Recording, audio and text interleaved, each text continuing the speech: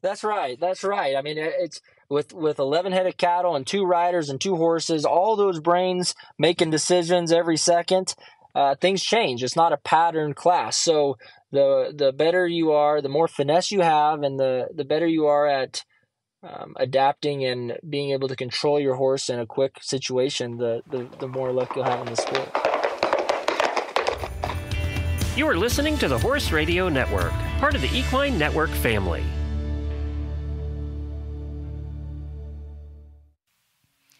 Welcome to The Ride, a bi-weekly podcast brought to you by Horse and Rider Magazine, co-hosted by Nicole Cherico and Devin Conley. In each episode, we chat with some of the industry's top trainers, clinicians, horsekeeping experts, and professionals to share inspiring stories, training philosophies, and the importance of living your best Western horse life. On this episode of the Ride podcast, Devin sits down with Logan Wolfe of the RSNC. Wolfe talks about how the association, the Ranch Sorting National Championships, has grown and evolved over the years, his time growing up in ranch sorting, and explains the details of the sport and how it is scored. This episode is brought to you by Boehringer Ingelheim, empowering excellence in every horse. As the global leader in equine health, Boehringer Ingelheim is focused on sharing our passion to improve the life of every horse. We understand that no one cares for a horse alone. It takes a whole network of passionate people to provide the highest level of care. Our team goes beyond our comprehensive product portfolio to support veterinarians, equine care professionals, and horse owners alike in raising equine health to an art form. To learn more about our philosophy of care, visit theartofthehorse.com. Welcome back to another episode of the Ride podcast. I'm Devin Conley, and I'm here today with Logan Wolfe. And we're really excited to be talking to Logan, especially as we've been bringing you some of the ranch sorting content that you guys have been loving. So Logan Wolfe, he was raised in the sport of ranch sorting. His dad, Dave Wolfe, was developing and growing the Cinch Ranch Sorting National Championships, and Logan was right there as the production was in process, and he's developed into one of the best in the industry. He's leading the association in all-time earnings with over $300,000. He also owns and manages Wolfe Cow Horses, where he trains and sells horses and gives clinics alongside his wife, Jessie Wolfe. So, Logan, we're really excited to have you here today. Thank you for joining us. Excited to be here. Thanks for having me. Absolutely. And we were just talking before we started recording. It is very warm for almost October. It's pretty hot out. That's right. We just are on our way home from Reno, and when we had perfect weather out there, it was like 70s, low 80s, just right. Come back to Colorado, and it's hotter. Yeah, that seems backward, but I guess life's not always fair. But it's That's like, right. Man. So we'll just start off with kind of a brief introduction to you. What's your background in the horse industry? Have you done any disciplines other than ranch sorting? Kind of just tell us a little bit about you, if you would. Yeah, so I was born into this industry. Like you mentioned, Dave started RSNC, but in 2007. But prior to that, we were in the industry already, and I grew up in it.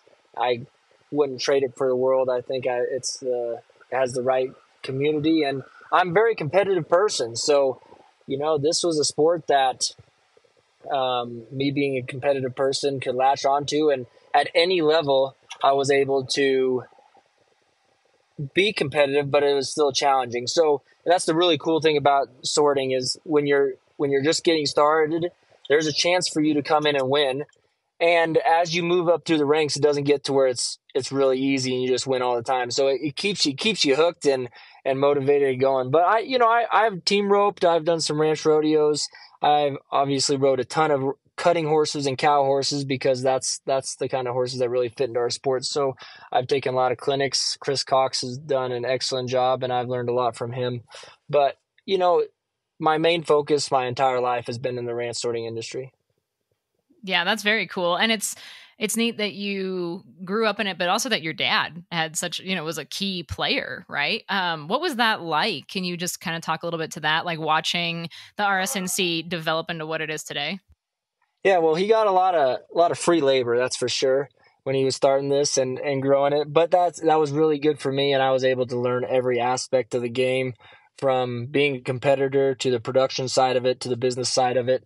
So I was able to be involved in all aspects, and that's really set me up for what I'm doing today. That's awesome. And yes, free labor. I get that. I grew up in the ranch industry, and man, that's why they have kids. You got to have labor. That's exactly right. But I wouldn't trade it.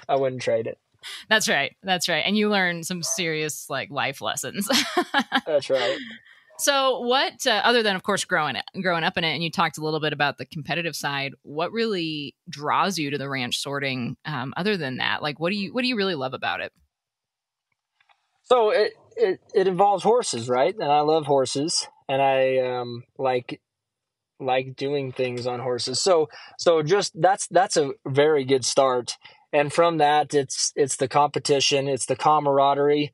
I think people have just as much fun after the show, hanging out, going to dinner, hanging out outside their living quarters trailers, or going to the restaurants as they do in the competition. So, you get a group of like-minded people that enjoy the Western industry together, have some fun competition, and then, hang out afterwards. So I think all of those aspects are what make ranch sorting very attractive to a large group of people.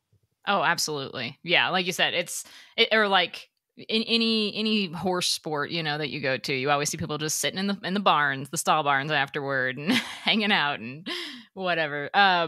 So for our audience that isn't familiar with the RSNC, one, stay tuned because there's some really awesome ranch sorting videos heading your way over on Ride TV that Logan Wolfe is the star of. And two, we've been covering it over at, Horse and Rider, in some articles. But can you just kind of break down a little bit for those that aren't familiar what the RSNC is? All right, so Ranch Sorting National Championships is what RSNC stands for, and Dave Wolfe and Van Gimmel started it in 2007 because they saw the potential for what the sport could be. They saw that every level rider on any horse could get involved, have a chance to win. It's a family-friendly sport, and most importantly, it's fun. It's so fun. Once you be careful to try it, because if you try it, you're going to get hooked. So that's where RSNC started, and it grew tremendously very quickly. The first year they had 700 teams at the World Finals in Ponca City in 2007, and then it just kept doubling and doubling and doubling. And this last year we had almost 8,000 teams, paid out over $900,000.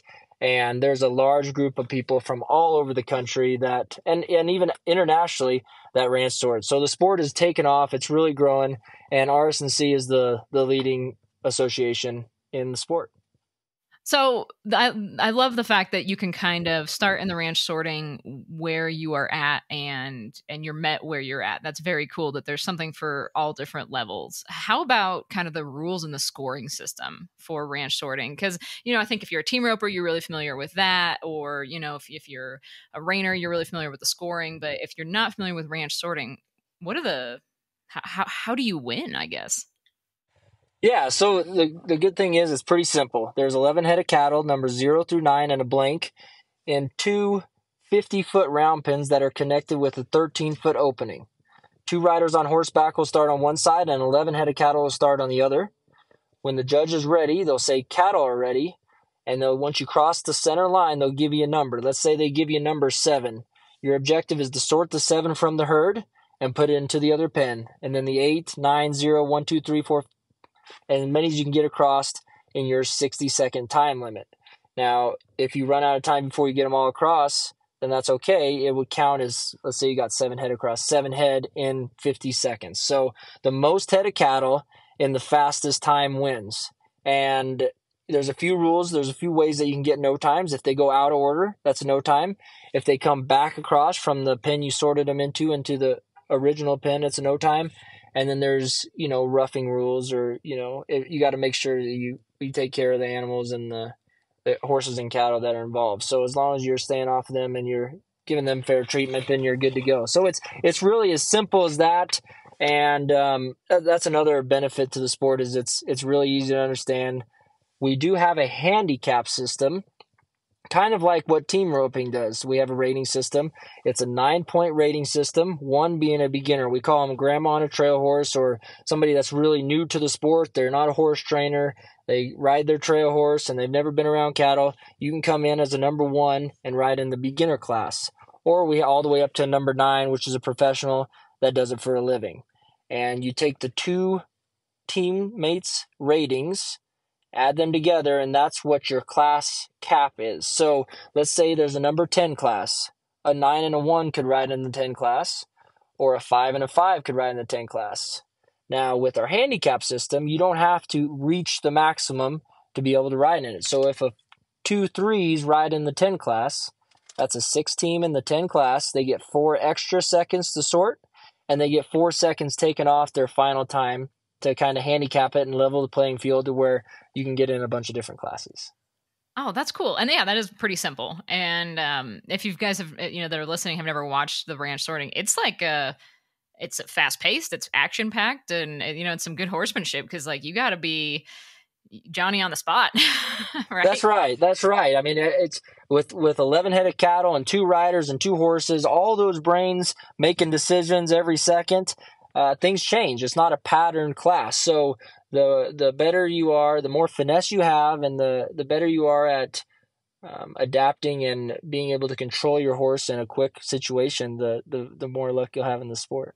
That's right. And this is, for fun and for money, and your dad isn't going to yell at you when you let, the bald-faced cow by on accident, actually on the ranch. Or is he? Yeah, where is he? Yeah, right.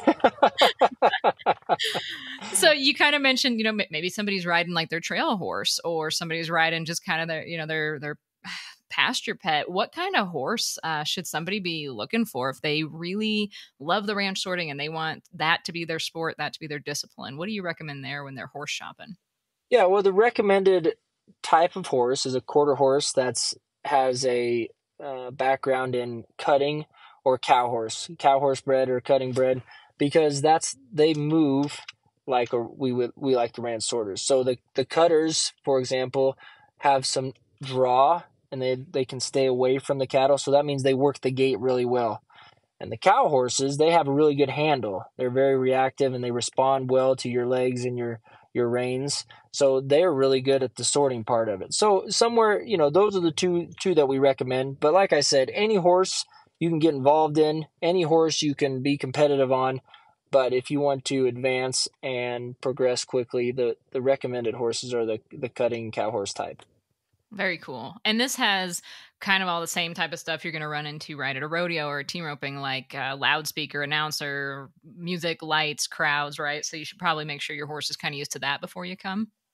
Yeah, that's right. Now there's different levels of the sports, but there's some more local type sortings that it's not too crazy. But you're right. There always, there'll be some music playing and there'll be people around. So you want to see if you can get your horse ready to bring it to town. And it's really a good place to bring it, because if you go into the competition arena, it's a confined area.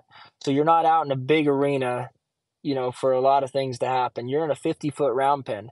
And that's a huge advantage to getting people introduced, because you don't have to run. You don't have to go as fast as your horse can go, or you like at a team roping or a team pinning, to be able to compete. You can go into this as long as you can walk, trot, lope your horse around in a 50-foot circle, 50-foot round pen. You can do this sport. So.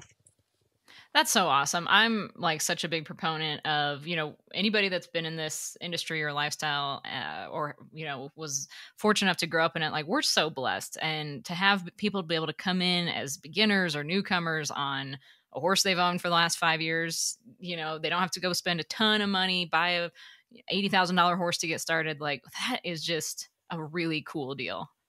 Yeah, and I really think that's what Equine Network saw. They saw the potential in the sport of ranch sorting, and they see where the sport can go, because it appeals to the masses, appeals to the Western industry, and they can see where the future is going, and they can see a lot of people getting involved in the sport. Absolutely. And so, we talked a little bit about kind of the horse that you'd want to have. What about gear in terms of like, what are people using? Are they using rope and saddles? Are they using cutting saddles? Are there bit limitations or rules on what kind of bits you can use? Split reins? Yeah. Can you talk a little bit about gear? Yeah, so there's no rules on what you can compete in. So you come with what you're comfortable in, but we recommend some sort of a D-ring or an O-ring snaffle. Ranch cutting saddles are the primarily, or what are used primarily, and a lot of people use some like front splint boots, not necessarily bell boots very often, but those are the main pieces of tack that most people use. Now we have people in rope and saddles. We've had people in English saddles come and compete, but that's Oh, what wow. the majority of people use. Very cool. And so, again, you don't have to go out and buy a bunch of brand new stuff, right? Like you're not getting judged on how much silver's on your saddle or anything like that. That's right. It's not a judged event. There's another benefit. It's based on, it's a timed event. Most head of cattle on the fastest time. So doesn't matter what you look like, doesn't matter what you have. Come and try the sport, and we can go from there. That's right. And so, where, I guess, are there ranch sortings in every state? Are you in certain states? Where are the championships held? Can you talk a little bit about just like where can somebody find one of these shows to Yeah, go we're to? nationwide. Best way to find one in your area is go to the RSNC website, which is ranchsorting.com. Go to the calendar page there, and you can scroll through and look by state and see where the nearest one is in your area. But we have over 400 sanctioned events per year on average, and with regional finals all across the country. This year the regional finals are going to be in Ohio, in Georgia, in Texas, in Colorado, and in Las Vegas. So we have regional finals all over the country. And then our world finals is in Fort Worth, Texas in June every year. And that's the big carrot. That's the one that it really stands out from every other sorting in the country. With over almost 8,000 teams, and we run there at the Will Rogers Memorial Center and the John Justin and the Pavilion, and have a ton of fun. Yeah, it looks like a blast. I haven't been, but I was watching the live stream of it this year, and it's like how many arenas going at once, or how many seven seven competition arenas going at once, and everybody seems to be like, man, I'd be overwhelmed. I couldn't follow along, but we got people there to help you out, and once you make a run or two, you settle right in, and you know exactly where to go. Yeah, that's cool. And so, you just mentioned like people there to help you out. And we had talked a little bit at the beginning about community and folks really making friends and getting deep into the community. What is the community like at a ranch sort? If someone's going to go to their first RSNC show, what can they expect in terms of just kind of the atmosphere? Yeah, so this sport stands out because it's not clicky, right? A lot of people don't have trainers. You don't have to have a trainer to come in and compete. You don't have to know anybody to come and compete. We have a draw system, an automatic draw, so everybody in every class has to enter the draw at least one time. And what that means is that you'll be able to draw anybody. And it used to be where people would come and you'd have to have partners to ride with. And that's not necessary anymore. You can come and you can enter the draw up to 5 times without knowing anybody, and you would have the opportunity to draw any of the riders in that class or in that division. So what that does is really opened it up. It's opened up the community where you're always meeting new people. You're always riding with different people, and that's kind of what the sport's about. Everybody's a big family. We all share the Western values, the Western lifestyle. So you get those kind of people with the same sort of mindset all together, and it's just a big family.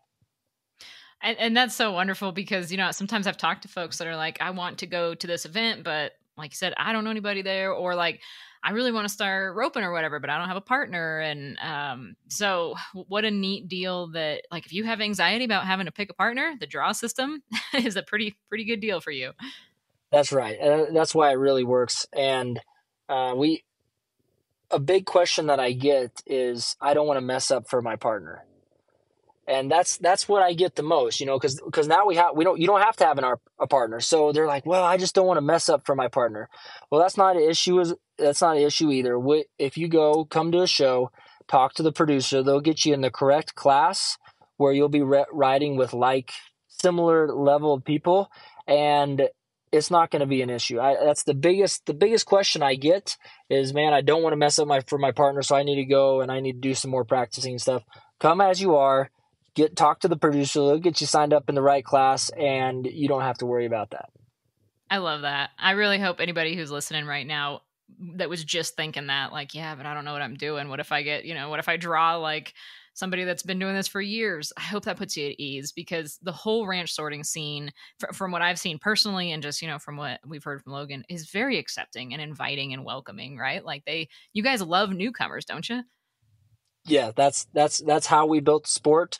We focused on the novice riders. We didn't focus on the top level riders, because we knew that's where the growth was and the potential could be, and that's why it's turned into such a big sport. Yeah, and there's money to be won, like you said. I mean, $900,000 at the finals there. Like, you can come pick up a check, right? Yeah, for sure. There's every level now. We started out as a grassroots level with cheaper entry fees. It's a very affordable sport, especially for a cattle sport. It's very affordable.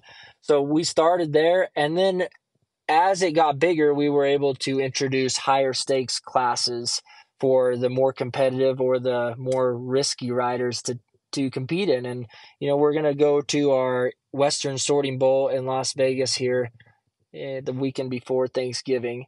So you'll be able to go, people can come right at the South Point Arena, the best arena in the country, and you can enter for a $200 entry fee, but have a chance to win $20,000, $30,000. Now, that's the high end level, that's the high stakes level. So if that's what you're interested in, we have a spot for you. But if you want to go spend $35 an entry fee and have a chance to win, $500 or $1,000, we got a spot for you there too. So we got all different levels. And a $35 entry fee, and like anything horse showing or competitive that has to do with horse, that's incredible. Like that's a good entry fee. So it's a very affordable sport, and we wanted to keep it to where the family could come and get involved.